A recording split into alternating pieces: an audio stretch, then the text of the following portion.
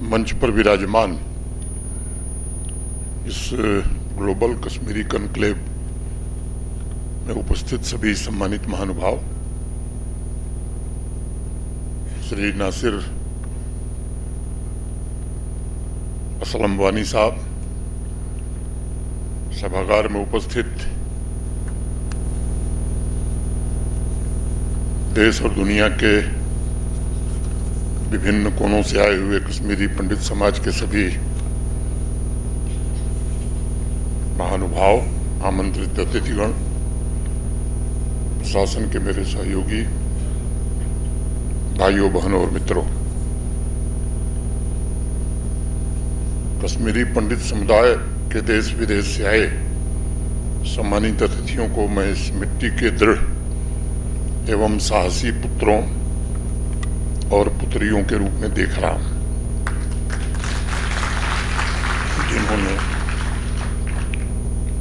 इतिहास का भार अपने कंधों पर उठा के रखा है। आज श्रीनगर में हम सब एक ऐसे क्षण के साक्षी बन रहे हैं जो निश्चित रूप से परिवर्तनकारी है। इस मिट्टी ने प्राचीन काल में कश्मीरी पंडित समुदाय के गौरव को देखा है।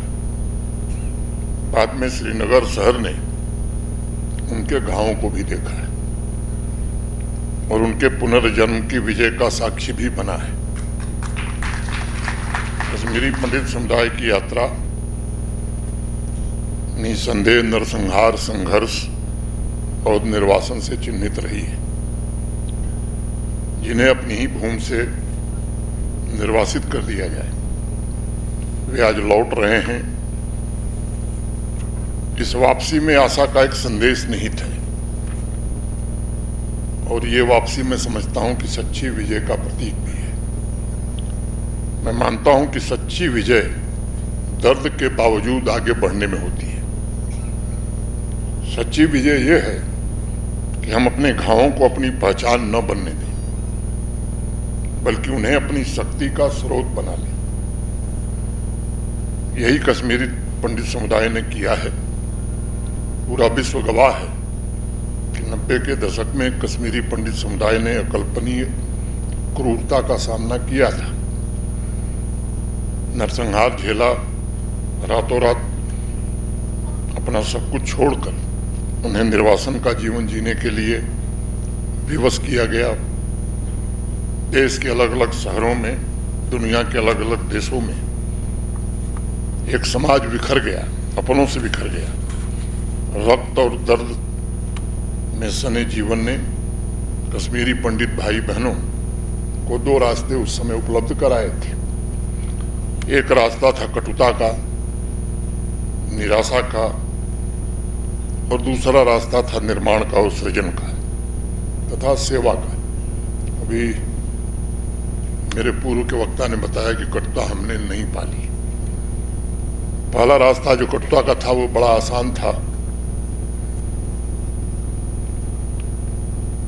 लेकिन आप सबने दूसरा रास्ता चुना और एक नए इतिहास का सृजन भी किया।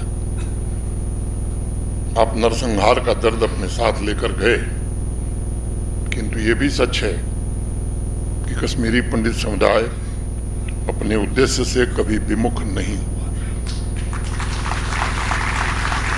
तमाम झंझावातों, विपत्तियों ने आपका और आपके समाज का मनोबल तोड़ने में सफलता नहीं पाई। पीड़ा ने समुदाय की महत्वाकांक्षा को मौन नहीं किया। इसके विपरीत समाज ने अपना भाग्य स्वयं लिखने का फैसला किया। उद्योग स्थापित किए, संस्थानों को आकार दिया, इनोवेशंस का नेतृत्व किया, दुनिया भर में सम्मान भी अर्जित किया। और मुझे प्रसन्नता है कि आज कश्मीरी पंडित समुदाय केवल अपने अस्तित्व को संवारने के लिए नहीं, बल्कि सफलता की नई ऊंचाई तय करने के लिए देश में भी और दुनिया में सम्मानित हो रहे हैं। दुनिया आज कश्मीरी पंडित समुदाय की प्रतिभा, उनके नेतृत्व और मानवता के प्रति उनके योगदान और उनके सभ्यतागत मूल्यों को स्वीकार कर रही है। हमारे पूर्वजों ने अथर्ववेद में एक प्रार्थना की और उसे मैं उद्धृत करना चाहूंगा। कृतम में दक्षिणे हस्ते जायो में सव्य आहति, अर्थात मेरे दाहिने हाथ में पुरुषार्थ और बाएं हाथ में विजय हो।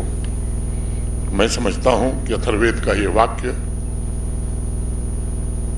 ग्लोबल कश्मीरी पंडित कॉन्क्लेव के आयोजन का मुख्य भाव है।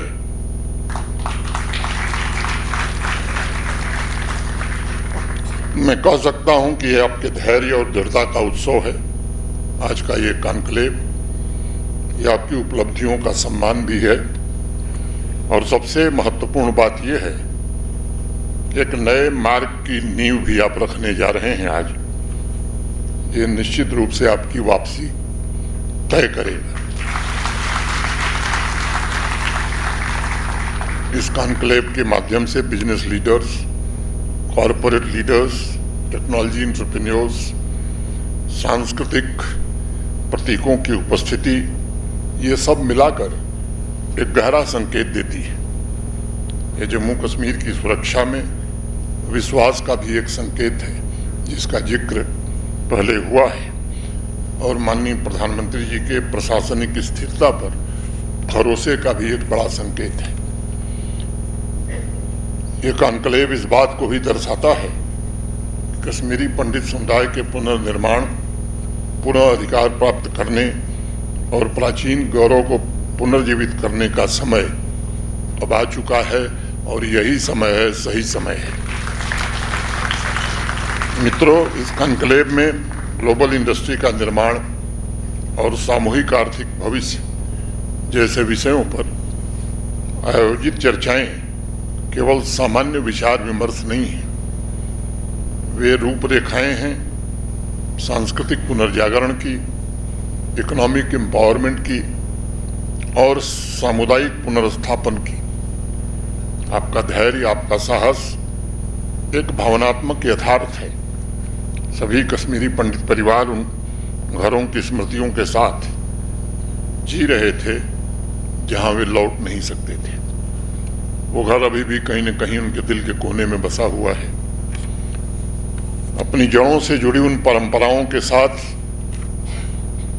बहुसंख्य लोग जी रहे थे जिन्हें वे स्वतंत्र रूप से निभा नहीं सकते थे, लेकिन आपने संघर्ष को अपनी शक्ति बनाया, और उस संघर्ष ने समुदाय से जुड़े ऐसे लीडर्स को गढ़ने में महत्वपूर्ण भूमिका निभाई, जिन्होंने technology, finance, medicine, art, civil services, इन विभिन्न क्षेत्रों में उत्कृष्टता प्राप्त की।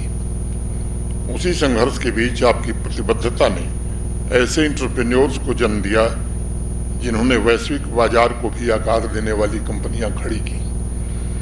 मैं मानता हूं कि ऐसे विद्वानों का भी निर्माण आपने किया जिन्होंने एकेडमिक वर्ल्ड को समृद्ध किया और देश की नीतियों को भी प्रभावित किया।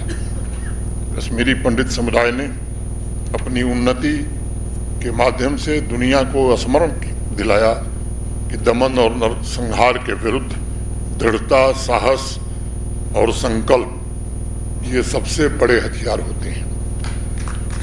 आज जब पूरा विश्व और विशेष रूप से देश आपकी उपलब्धियों का उत्सव मनाता है, तब वो आपकी प्रतिभा की मान्यता, धैर्य की मान्यता और उस आत्मा की मान्यता को नमन करता है जिसने झुकने से इनकार कर दिया था।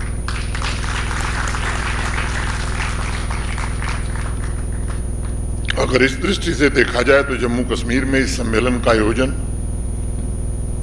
लगता होगा कि प्रतीकात्मक है, लेकिन मुझे लगता है कि वितस्ता की धरती पर यह साहस की अनगिनत कहानियों का एक विराट संगम है।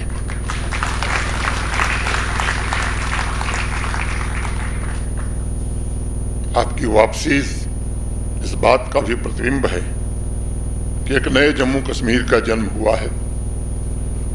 इस नए जम्मू कश्मीर की शक्ति आपके संकल्प का प्रतिबिंब है। नए जम्मू कश्मीर की आशा आपके दृष्टिकोण का प्रतिबिंब है।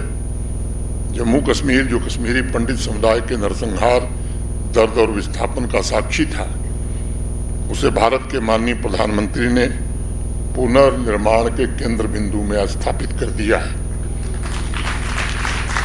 आज ये बात मैं कह सकता हूं कि कश्मीरी पंडित समुदाय के सभी सम्मानित साथी देश या विदेश में जहां भी हैं, आपकी सफलता आपकी जड़ों से कभी अलग नहीं हो सकती।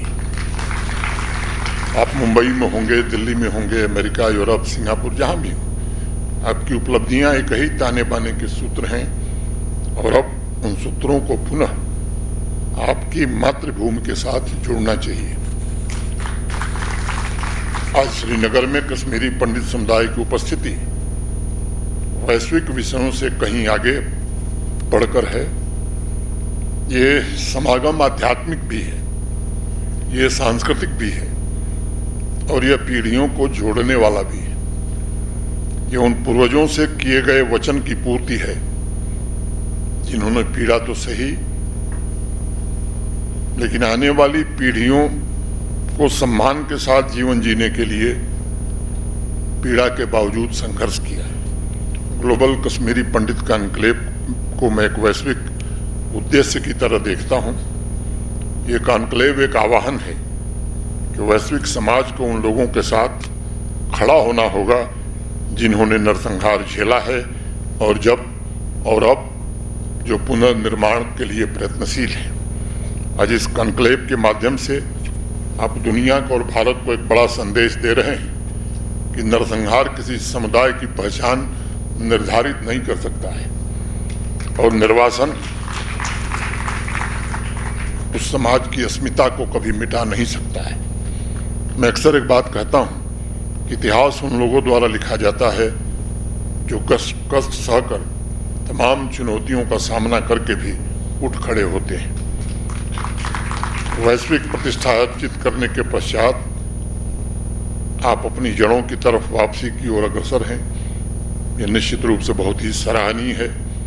यह गरिमापूर्ण वापसी मुझे लगता है कि सबका संकल्प है और जिसका संकल्प नहीं है, मैं समझता हूं कि उसको भारत की मिट्टी से प्रेम नहीं है।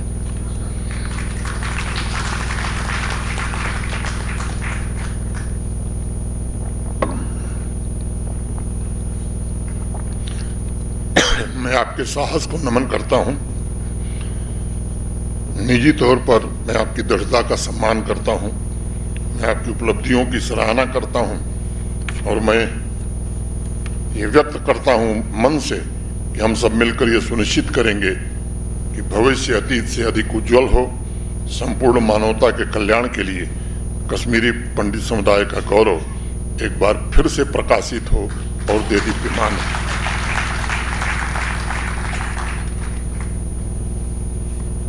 बात पूरी करने के पहले मैं आप सबसे एक दो आग्रह करना चाहता हूं।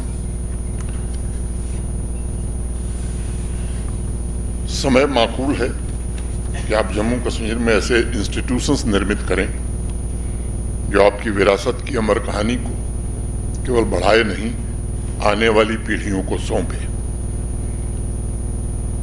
इंडस्ट्री हो, एजुकेशन हो, आर्ट हो, अध्यात्म हो, इन सभी से जुड़े विभिन्न क्षेत्रों में आपका योगदान ये समय की आवश्यकता है। जम्मू कश्मीर के लिए आपके त्याग, आपकी तपस्या ने आपको गढ़ा है और उसका कुछ अंश आपकी मातृभूमि जम्मू कश्मीर को मिलना ही चाहिए और तभी इस मिट्टी का सौभाग्य मैं समझता हूँ सफल हो पाएगा।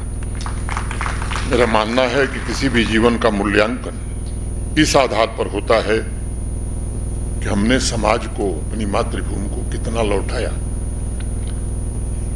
कितनों के जीवन में आशा जगाई और अपने समाज तथा अपनी मातृभूमि और देश को कितना बेहतर बनाकर छोड़ा। व्यक्तिगत उपलब्धियां हो सकती हैं, कभी कभी उससे संतोष मिलता है, लेकिन इतिहास लिखने वालों को संतोष नहीं मिलता। इतिहास उनका लिखा जाता है जो मातृभूमि और राष्ट्र के लिए कुछ छोड़कर जाते हैं। और मुझे लगता है कि सार्थक जीवन की पहचान भी यही है, यही सच्ची सेवा है, यही वो विरासत है जो आने वाली पीढ़ियों को प्रेरित करती रहेगी। मैं बाकी किसी विवाद में नहीं जाना चाहता हूँ। बहुत सारी बातें मुझे कहने के लिए हैं, लेकिन आज ये अवसर नहीं है उसका मैं जिक्र करूं। लेकिन ये भी सच है कि भारत में सांस्कृतिक और आध्यात्मिक पुनर्जागरण का एक कालखंड पिछले दशक से शुरू हुआ है और दिन पर दिन ये पुनर्जागरण जोर पकड़ता जा रहा है। और मुझे विश्वास है कि पुनर्जागरण निश्चित रूप से भारत को, जो भारत के लोगों का रिजॉल्व है कि एक विकसित भारत बनाना है, उसमें पहुंचाने में मदद करेगा। और आपका भी योगदान मैं समझता हूं कि विकसित भारत के निर्माण में किसी से कम नहीं होगा, ऐसा मुझे पूरा भरोसा है।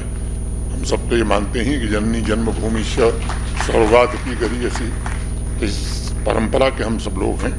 अंत में अपनी बात पूरी करने के पहले दीनानाथ कौल जी ने एक कविता लिखी, उसको मैं आपके बीच उद्धृत करके अपनी बात पूरी करूंगा। इसमें खिलकर सुमन मन का नित संदेशा लाते हैं। इसमें मैंने इसी मिट्टी में, इसमें खिलकर सुमन मन का नित संदेशा लाते हैं। सिर पर शीतल छाया करके प्यार चिनार जताते हैं। अर्जुन सा योद्धा रहता है, अर्जुन सा योद्धा रहता है इसकी पहरेदारी में। बुद्ध यहाँ करुणा के आंसू बोले क्यारी क्यारी में। गाते हैं महजूर यहाँ पर कश्मीर की घाटी में। राग रविंद्र उठाया करते बंग देश की माटी से। यहाँ शराफत और मोहब्बत की बहती रहती है धारा। देखो ऐसी रीत हमारी, ऐसा है संसार हमारा। देखो ऐसी रीत हमारी, ऐसा है संसार हमारा। बहुत बहुत धन्यवाद। मैं आप सबके प्रति हृदय से कृतज्ञता ज्ञापित करते हुए अपनी बात मैं यहीं पूरी करता हूं। जय हिंद, जय भारत।